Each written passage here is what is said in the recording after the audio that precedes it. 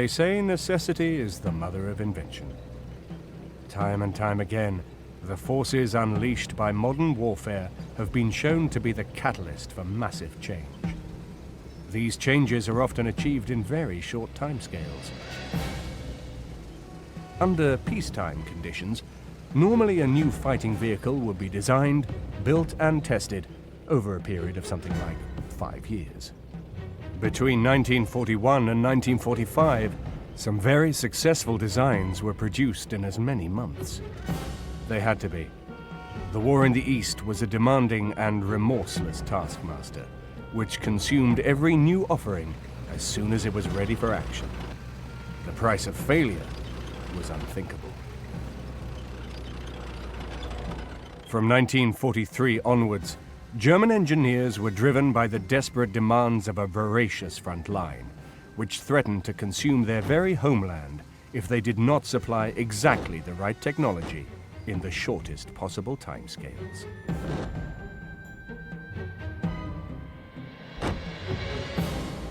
Despite the vile excesses of the regime under which they toiled, German factories produced an outstanding variety of armored fighting vehicles in an incredibly short period of time. It has often been said that the German armaments industry placed the best possible weapons in the worst possible hands. That is certainly true of the armored fighting vehicles. Obviously, there were many failures, but against the odds, there were also a large number of successful vehicles which shaped the face of armored warfare for years to come. During the Second World War, what happens with the German Army is that they have a lot of vehicles that rapidly become obsolete, like the Panzer II, the Panzer III. And what they do is they take the chassis of those vehicles and they marry it up with a gun and turn them into assault weapons. And they also take a lot of captured weapons that they have and turn them into mobile artillery, like the Czechoslovakian T-35, that sort of thing. So it's an evolutionary type of thing that the German Army does. Storm artillery is nothing more than tracked artillery that was designed to keep up with the panzers, to give them ready and quick fire support.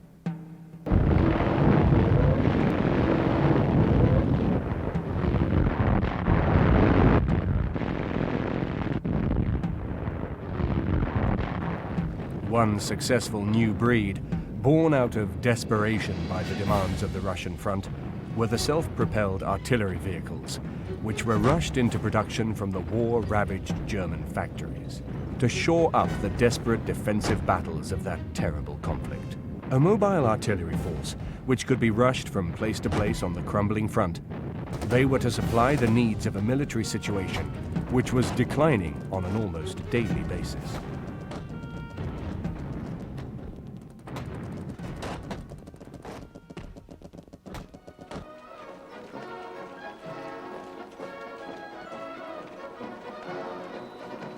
Only 2 short years earlier, no one in their right minds would have believed such a situation could prevail so soon.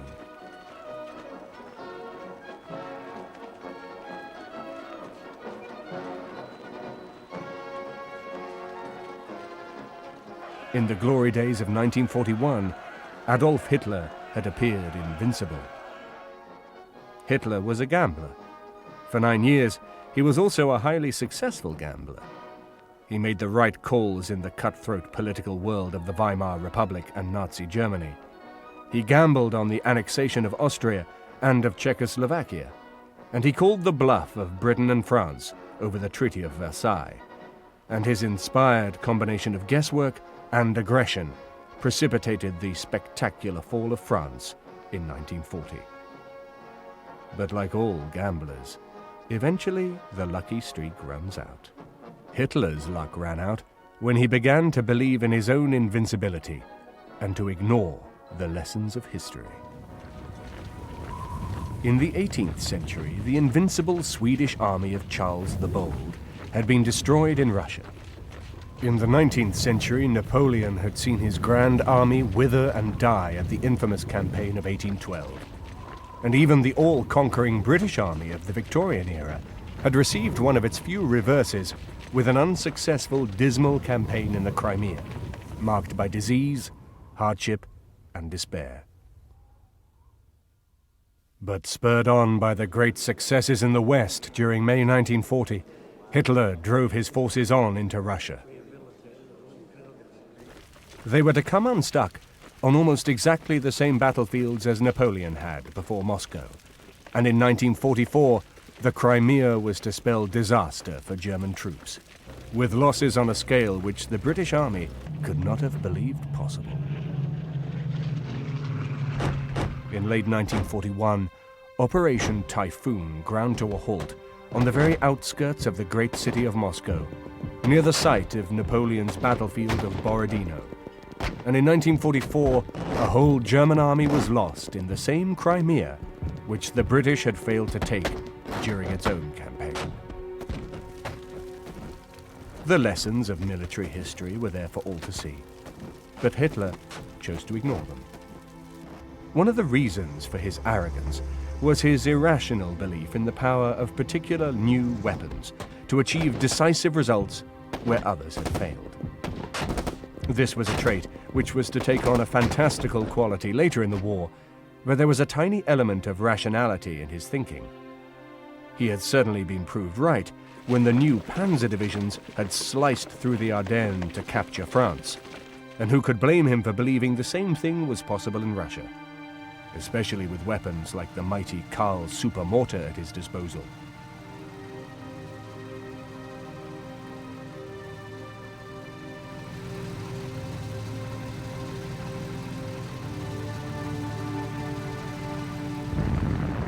In 1855, the British and French forces fighting in the Crimea had laid siege to Sevastopol. 90 years later, the German forces fighting in the Crimea were to do exactly the same thing. The siege mortars fired in the 1854 campaign by the British troops were later echoed in the mighty Karl series, monsters deployed by Hitler's forces in 1942. At the time of Hitler's siege of Sevastopol, 6 of these enormous self-propelled guns could be called up. This time, there would be no protracted siege or stalemate. The massive artillery support from the Karls helped shatter the Russian defenses, and Sevastopol fell into German hands in 1942. These monster machines rolled around on fully tracked chassis, with 11 road wheels on each side, and their massive 54-centimeter guns fired a shell which weighed an astonishing 1,577 kilograms. Only 6 were ever built, but these 6 were enough to secure Sevastopol for Hitler, where the British had failed. Each of these massive guns were given a name. The first 4 were called after the Norse gods of mythology: Thor, Odin, Loki, Zui, and the last 2, rather bizarrely, after the biblical figures, Adam and Eve. The Karl was a gigantic 60-centimetre mortar mounted on tracks, self-propelled mounting. It weighed 124 tons and really was completely out of court as far as a fighting vehicle is concerned, and you'd have to consider it more or less a piece of fixed artillery that could just about move, rather than self-propelled artillery in the conventional sense. What had happened was that in the First World War, the Austrians had demolished some enormous Belgian fortresses by using horse-drawn and tractor-drawn artillery and mortars of a very heavy caliber. And the Germans were clearly trying to emulate this, and they started it about 1937 by developing this massive mortar, building a tracked carriage for it, and then using it, I think, only in Russia against some of the fortresses at Sevastopol and this sort of thing. And there are cases during the assault on Sevastopol where it blew open some enormous concrete defences. But really, a thing like that is a very specialist weapon. It had to be taken to bits in order to be moved anywhere on special carriers, and was probably more trouble than it was actually worth.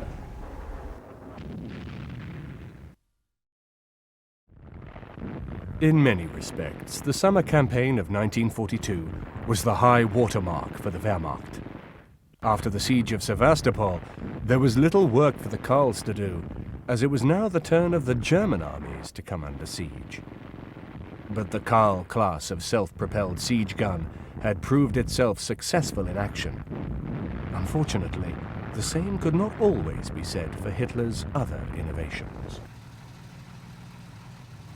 The Karl represented the very large end of weapons development. These men are training with the other extreme, both in size and success. This was Goliath, one of 3 of the so-called demolition tanks made by Germany in the war. It was a miniature remote-controlled tank, which was designed to be guided up to enemy tanks or pillboxes, then detonated. Although this footage shows troops training with these weapons, it is obvious, even from this, that the operators had to expose themselves to hostile enemy positions in order to have any prospect of guiding the suicide weapon onto its target. In consequence, casualties were very high, and this job was very unpopular among the troops operating machines such as the Borgward B4 or the Goliath. Nonetheless, over 7,500 remote-controlled demolition tanks were built and used by the troops in the field. Their success rate is not recorded, but the ratio of failures to successes was high. The Karl and the Goliath represented very much the unconventional end of the military spectrum. Now the Goliath here was another rather fancy idea. It's basically a tiny tracked vehicle packed with high explosive, which is directed onto its target by remote control. The Germans actually built a number of these things, either worked by radio, or in this case by wire, reeling out from the vehicle, like a little child's toy with a battery box at the back. And the men would guide it onto its target. Again, you could only really expect to use a thing like this against fixed defences, and it was the very nature of German warfare to keep mobile, so one wonders where they anticipated using it half the time. I've seen film of Goliath in which the thing is virtually incapable of staying the right way up on anything but dead level ground. And of course, the further away it is from the operator, the more difficult it is for him to aim. And once the opposition figure out what it is, they're going to do all in their power to stop it. It only requires a shot, cutting the wire to finish it. We developed similar things in Great Britain. They were all considered to be a completely useless effort. None of them ever worked properly. And I would say the same must be said for poor old Goliath. There is a famous photograph, I think taken in Italy, of a US Army soldier standing on a mountain of the darn things. And I can imagine the German army saying, to hell with it, these things are simply not worth bothering with. All the trouble of carrying to the site, setting them up, probably to be wasted the minute the thing breaks down halfway to target. Today, the rusting hulks of the armored fighting vehicles of the Wehrmacht lie still and silent under a summer sun. This is the U.S. Army Ordnance Museum Foundation in Maryland, USA. Final resting place for many of the survivors of the titanic struggle on the Russian front. The white winter camouflage contrasts incongruously with the green summer grass and blue skies. These machines, which once brought terror to the continent of Europe, now lie rusting silently away. Among the well-known tanks such as the Panther and the Tiger are a few less familiar names: the Hmel, the Vesp and the Grasshopper. But in their day, when these drab white color schemes served a real purpose on the snow-covered steppes of Russia, their contribution was every bit as vital as the famous tanks in the Spearhead. The use of tracked vehicles to support the objectives of the Wehrmacht had grown exponentially since the start of World War II in 1939. Even in 1941, only 19 of the 140 German divisions deployed for the invasion of Russia were panzer divisions. The army of 1942 was much more mobile. Panzer grenadiers moving swiftly around the battlefield in armored half-tracks were much more numerous. But even mobile infantry still required artillery support to achieve many of their objectives. That artillery support needed to be as mobile as they were.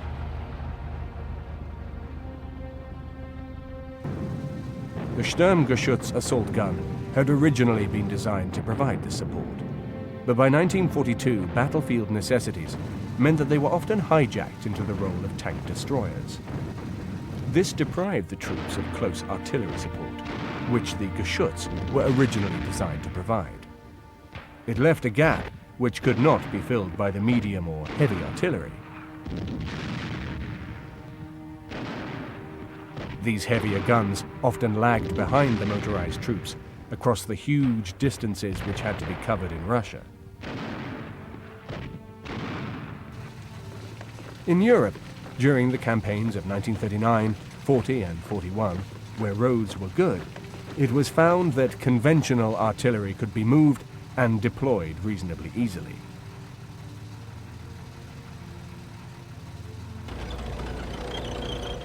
But in Russia, the dirt roads turned to rivers of mud with the arrival of spring and autumn rains, and they were frequently covered in deep snow during the winter months.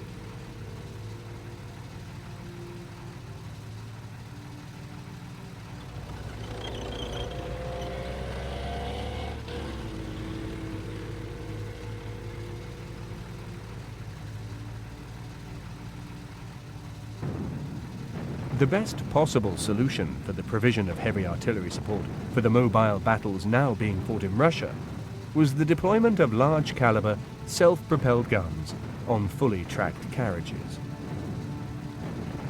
These vehicles could stick reasonably close to the fast-moving panzer divisions and provide them with the same heavy artillery support which would normally require horse-drawn or motorized transport.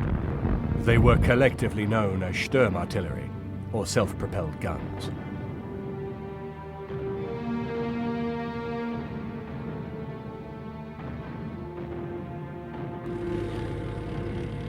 These troops seen here during the German advance into the Caucasus in 1942 are towing their gun into action.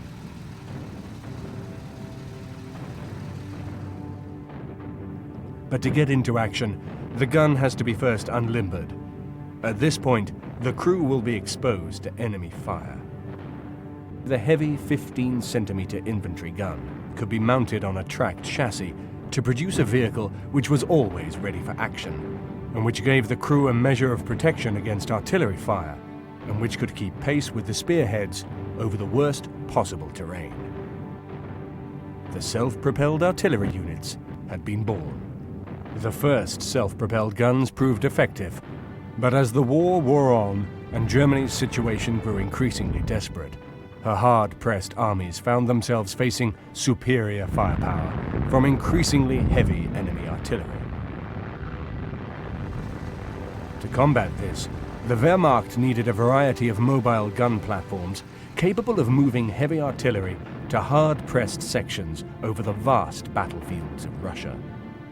Ultimately, thousands of self-propelled guns in a bewildering variety of variations would see action.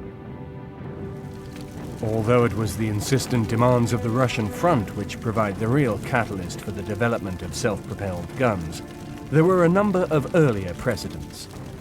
Limited numbers of self-propelled guns, called Schwerinfanteriegeschütz, or SIG for short, had been successfully deployed in the 1940 campaign in France.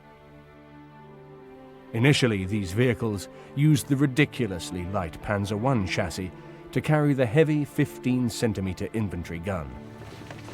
The troops advancing here are using the gun to blast infantry from buildings and strongpoints, and despite the obvious limitations of these first self-propelled guns, it was actions like these that convinced the High Command that there was a role for fully mobile heavy artillery carried on a tracked chassis.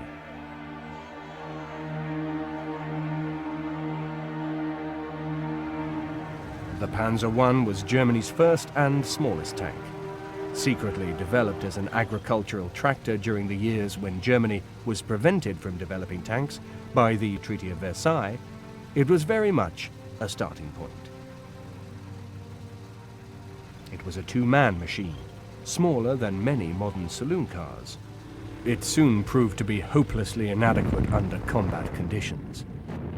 The armor was too thin, and the two machine gun armament was ineffective.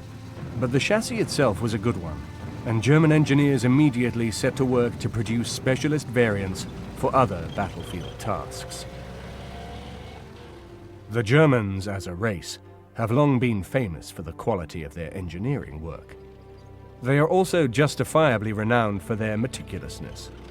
A demonstration of this can be seen in the thorough manner in which every tank chassis manufactured during World War II was methodically exploited, with uniform thoroughness and regularity, to produce a wide array of specialist vehicles to cater for every need on the battlefield. Each of the tank chassis produced by German manufacturers or by her Czechoslovakian satellite suppliers was systematically altered to produce not just the main battle tanks themselves, but in almost every case there was also a tank destroyer variant and a self-propelled artillery variant. In most cases, there were also command tanks, armored ammunition tanks, armored recovery vehicles, and even flame-throwing tanks. In the case of self-propelled artillery, this systematic approach to the design possibilities of each model was first seen in the Panzer I. As we have seen, it was the successful adaptation of the Panzer I chassis which allowed the SIG-33 to carry a heavy 15-centimeter gun to give a heavy self-propelled artillery piece which could be moved right up to the front line. However, there was one major drawback in the arrangement of such a big gun on such a small chassis. It was so top-heavy that the gun was very liable to topple over. This undignified trait led to the search for a better alternative. Naturally, the first step was to examine the larger chassis of the other German light tank in service, the Panzer II. Like the Panzer I, the Panzer II battle tank was found to be woefully inadequate under combat conditions, and like the Panzer I, the outdated Panzer II chassis was successfully developed as a self-propelled gun carriage in an attempt to extend the life of the design. In this respect, the Panzer II worked only a little better than the Panzer I. Although it gave a slightly lower profile, and hence better stability and a greater measure of protection to the crew, it was only manufactured in tiny quantities.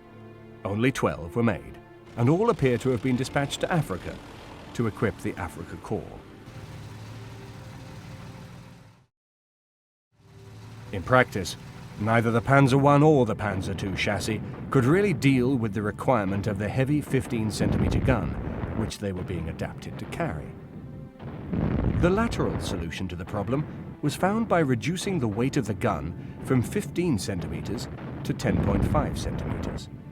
This produced the Vesp, or Wasp, which combined the lighter 10.5 centimeter gun on a Panzer II chassis. The Vesp was an excellent design, which was light enough to keep up with the troops, but heavy enough to produce an effective barrage. 682 of these machines were produced from 1942 and 1944. They were welcomed with open arms by the hard-pressed troops. One thing which did not find favor was the name. It did not suggest power and presence, and was dropped on the personal orders of Hitler in 1944. However, they continued to be known as Wasps to the troops, who did value their considerable sting in battle. It was the most important of the German self-propelled armored artillery types. It was a very neat-looking piece of equipment. And the strange thing is that although they utilized the chassis, by the time the German army used the chassis, it was obsolete. The unfortunate thing about this, there was not sufficient accommodation space in this vehicle. And this is, I think, as most soldiers will tell you, this is very important. You have to have places where you can put things. And this is one of the great drawbacks of this particular vehicle.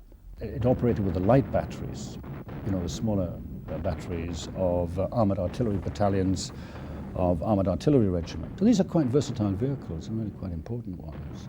But that's a good example, as I say, of an obsolete piece of equipment being brought back into service and, yes, more or less performing the role. But with all obsolete vehicles, as I've said, you've got crew complaint about lack of accommodation. So although you may get it rapidly into service, you have the disadvantage of its shortcomings. It has to be improved or adapted.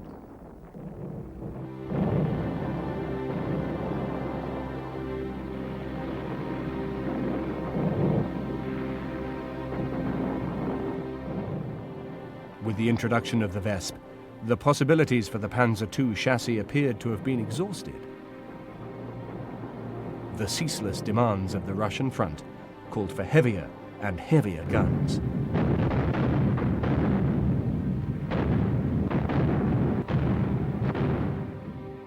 So German engineers moved on to examine the possibilities inherent in the Panzer III, which was Germany's main battle tank in the early years of the war.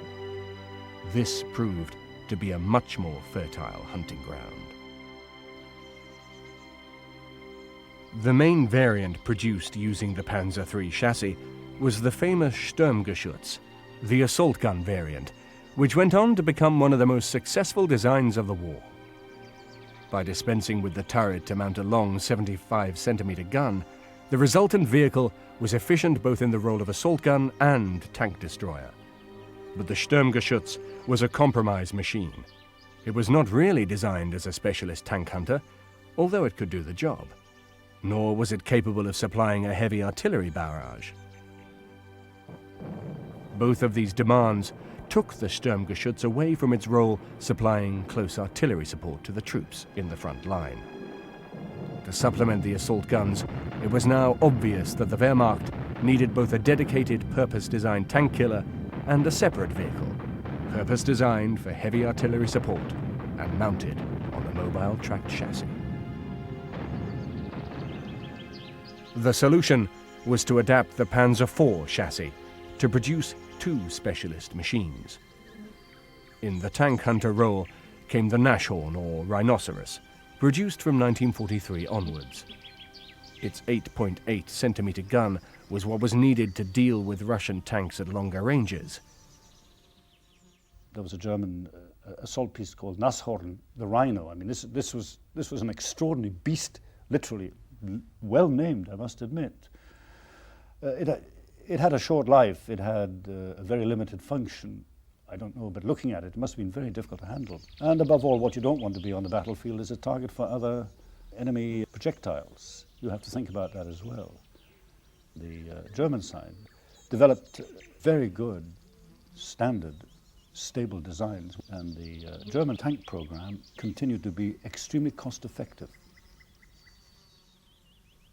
With a deadly punch, the Nashorn was clearly a major step in the right direction, although its high profile and lack of crew protection did give severe grounds for reservation.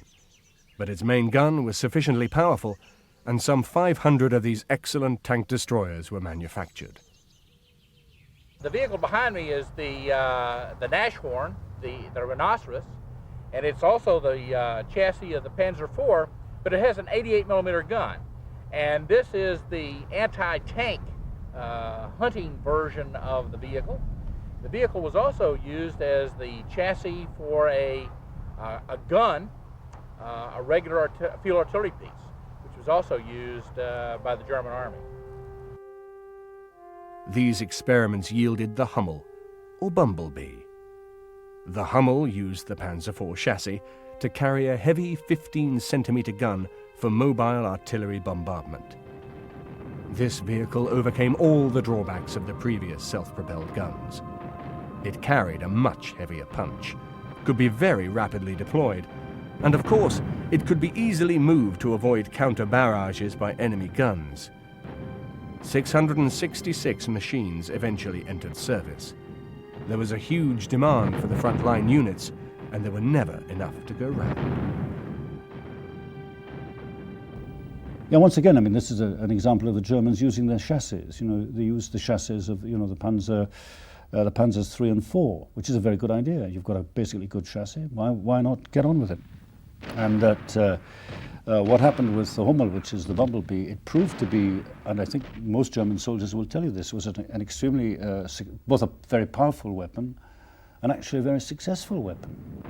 And it was actually brought into full service in 1943 and was used largely by tank battalions. But it's again this business, I think, of having a very particular capability on the battlefield. And really, the Hmel seems to have fitted very, very well into German panzer divisions. And I think altogether the German army took delivery of over more than 600 of them. which is really quite good, and it really had a very good record indeed. It was a very useful piece of field artillery to be used in close proximity with the tank divisions as such. A very successful piece of equipment. The Hmel and the Vesp were to prove highly successful under battlefield conditions. Both could give mobile artillery support to the hard-pressed panzer divisions, then quickly move location before they could be targeted by the superior numbers of Allied artillery. In total, some 1,300 of these two types of self-propelled guns were made from 1942 to 1945, during which time they provided essential artillery support to the great advances of 1942 and covering fire for the desperate Wehrmacht divisions during their headlong retreat into Germany during 1944.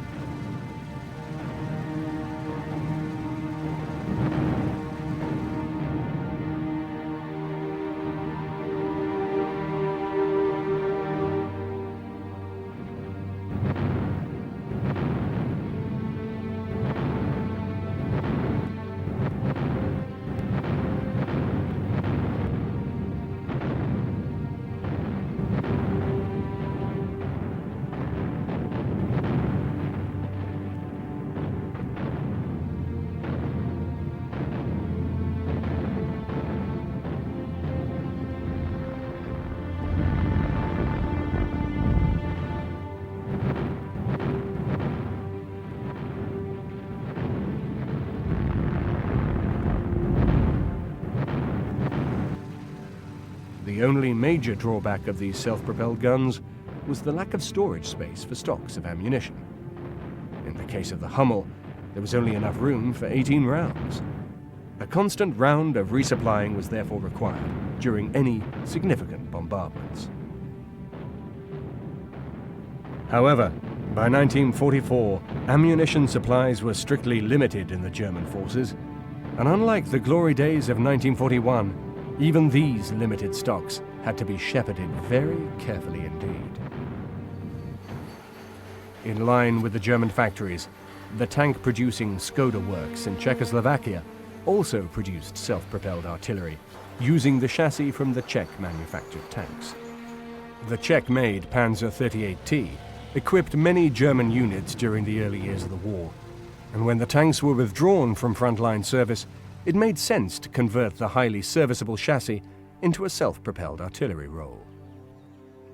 The resultant machine, which combined a 10.5 centimeter howitzer with the 38T chassis, was known to the Germans as the Grill, or Cricket. Never as popular as the Vesp or the Hmel, nevertheless, 282 machines were manufactured, and they saw action mainly in Russia. A few were also used in the campaign in the West after the Allied landings.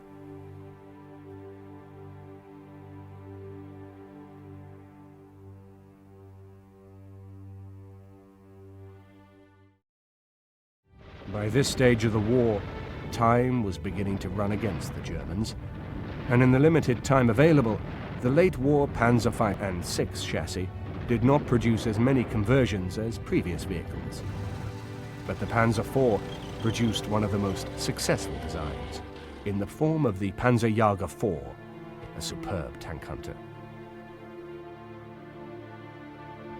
Unlike the Panzer I, II, and III, the Panzer IV remained in service throughout the war, so there was never likely to be a surplus of redundant vehicles for conversion. In any case, the successful introduction of the Vesp and Hmel solved the technical problems of mobile heavy artillery support. In consequence, further attempts to use the Panzer IV chassis for self-propelled artillery were limited to a few experiments which produced this machine, nicknamed the grasshopper.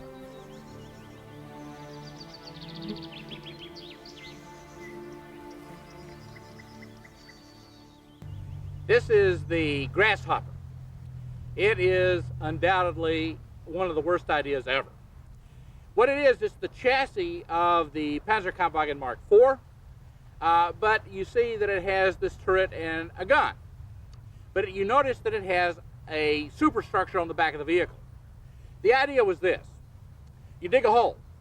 The engineers would come and line it with concrete. Then you would use the superstructure on the back to dismount the turret and put the turret in the hole. Now, this makes no sense for a mobile weapon to be fixed into position. It's dumb. With regard to the grasshopper, what the Germans did, they took the chassis of the Panzer IV, which was a very good chassis, and which lasted, by the way, throughout the length of the war. And they exploited it this time in a very different manner. What they did, as you know, they had a system whereby the turret was removable. If you look at the side of the turret, you'll see the two bolt holding positions where this vehicle, if you like, self-propelled artillery piece, it really was basically a weapons carrier. It was carrying a weapon. That was the idea. The weapon being the turret itself, which, because of the capability of the tank, which had really its own lifting equipment, you removed the turret, could be removed from the tank. You could do one of two things with that. You could either apply two wheels to the turret which you had removed and move it to whichever position you wanted, or in fact you could then emplace it as a fixed firing point, as a, if you like, an immediately emplaceable strong point. This is a very rare machine indeed, of which only a very few were produced. Some sources put the figure as low as 2 machines, others say 14 were made. With the warped logic which led to its creation, that's no great surprise. In order to allow for the turret to give the protection the crew needed, the gun size had to be reduced to 10.5 centimeters, when what was actually demanded were heavier caliber guns. By 1944, the Allied air forces in the West enjoyed almost total air superiority. In Russia, the Air Force had recovered from its early defeats and was now almost as effective as the British and Americans. Vehicle losses reached catastrophic proportions as the fighter bombers rolled over the front looking for targets.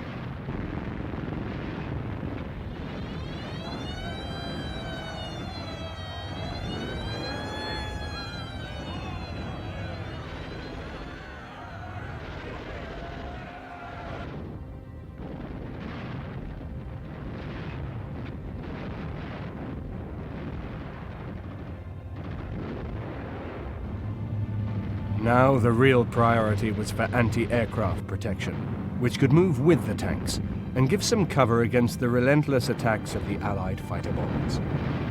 It was in this role that more Panzer IV conversions were made.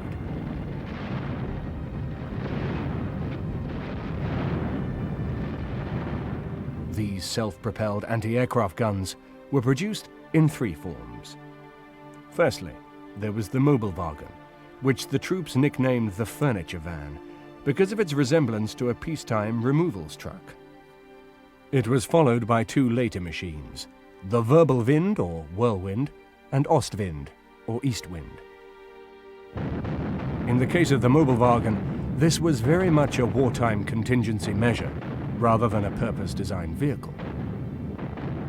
As damaged Panzer IVs were brought back for repair from the Eastern Front, they were converted to an anti-aircraft role by the simple expedient of taking off the turret and replacing it with a 20mm flank gun, which was protected, when in transit, by 4 collapsible sides which were lowered when the flank gun was in action.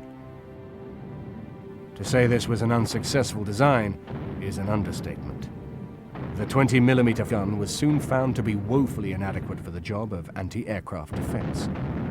Of even greater concern was the fact that the sides of the Mobilwagen had to be lowered to allow the gun to fire.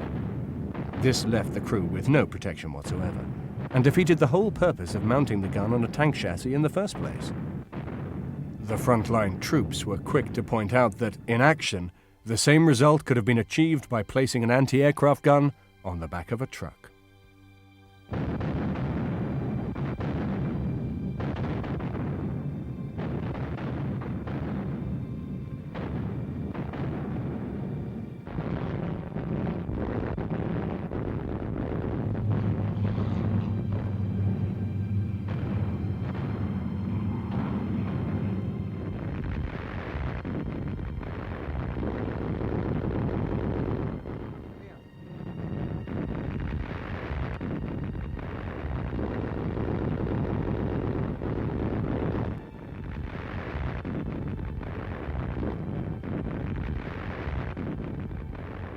Miraculously, 240 conversions had been made before this glaring design flaw came to light. Effectively, 240 precious tanks had been wasted. A measure of effectiveness was achieved by increasing the size of gun from 20mm to 37mm, but the mobile wagon was deemed a failure. It was obvious that what was required was an anti-aircraft vehicle that gave the crew the benefits of armor protection while they were in action. The solution was a specialist vehicle known as the Wirbelwind. It used the Panzer IV chassis and used 4 20mm flank guns in a quad arrangement, now mounted on a fully rotating turret, which gave the crew some measure of protection. The Wirbelwind was nothing more than anti-aircraft artillery. It had 4 20mm cannon on it. And because the Allies had air superiority, the Germans had to have a way to keep mobile anti-aircraft artillery up with their tanks to protect not only their tanks, but things like their trains, the logistics trains that any army has.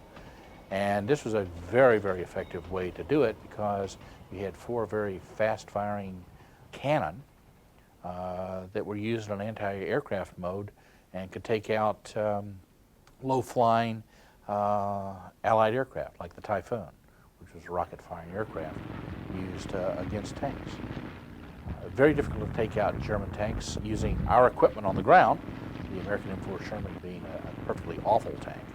But a rocket-firing Typhoon could certainly take out a Tiger, no problem. So the Wirbelwind, the Whirlwind, was a way to keep the Allied aircraft off your tanks.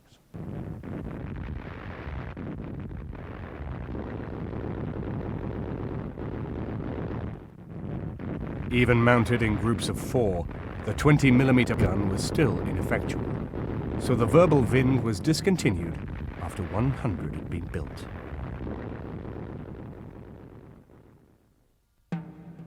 The successor to the Wirbelwind was known as the Ostwind, but the end was now in sight, and only 43 machines were made to combat an Allied air force which was flying 20,000 aircraft in the skies over Germany.